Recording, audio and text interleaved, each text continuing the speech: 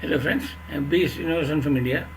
I would like to talk to my friends, the layman and a bit of starting level scientists about some interesting observations in the area of gravitation. When we throw up a body from the earth, it goes up to a certain height and falls down. As we increase the velocity, it goes further and further. So one can say that we keep on increasing the velocity, it goes much further. There could be a velocity at which it goes to infinity and doesn't come back. In fact there is one. Just can see the figure. To understand the terminology, m is the mass of the attracting body, g is the universal gravitational constant, r is the radius of the attracting body.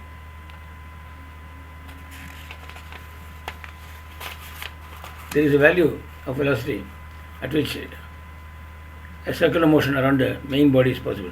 That is, V circular is equal to root of 2gm by r, g being the universal gravitational constant, m being the mass, say for example the earth, and r being the radius. And V escape, it has been calculated, that it is root of 2gm by r, root 2 times the circular velocity. Now let's come to this one.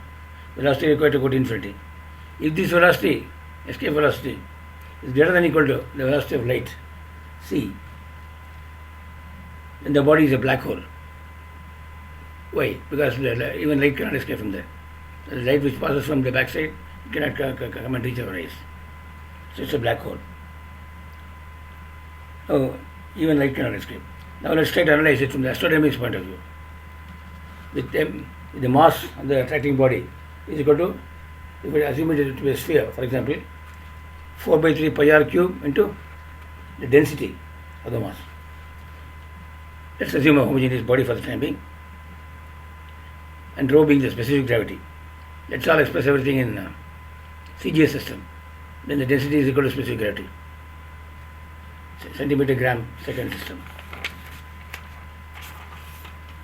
Now for the body to be black hole, C is less than or equal to this square root of 2g 4 by 3 pi r cube into rho by r.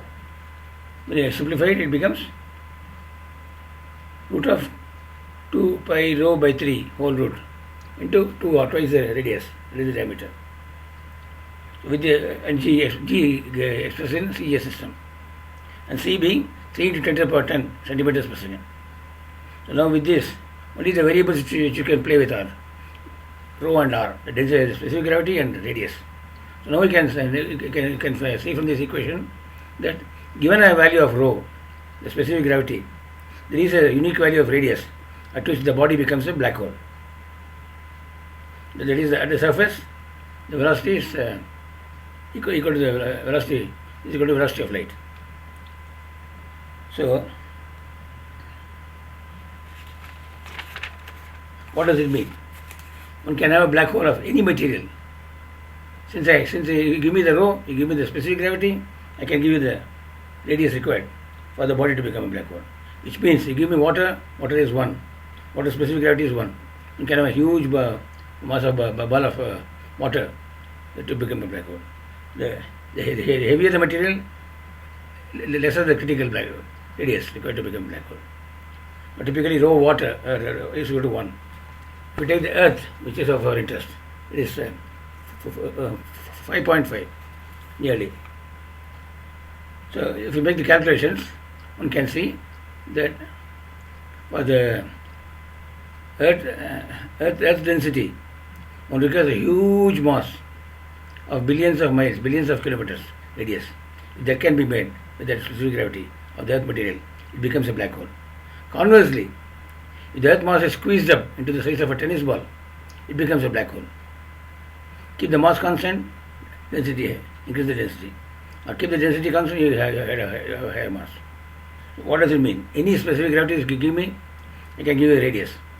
So we can have a black hole of water, we can have a black hole of glass even, which is transparent from nearby, but from far it will be opaque. You can't see it. Even with gases, gold, any material, you just get the specific gravity from the periodic table, you can get this radius. critical radius required for the body to become a black hole. In a sense, what I would like to conclude, you can have a black hole of any body, any mass, any density, given the density. It requires the mutual relationship is that. That's all. So it doesn't have to be a neutron star or a dense star. But the ball size required is huge, but it can be there physically. But normal known black holes are made of neutron stars. Why? But basically the matter in the universe is made up of protons, electrons and neutrons. Neutrons being almost the highest density possible. They make the possibility easier. But we can have a black hole of any material. Just give me the specific gravity, density, I can give the required size. Thank you.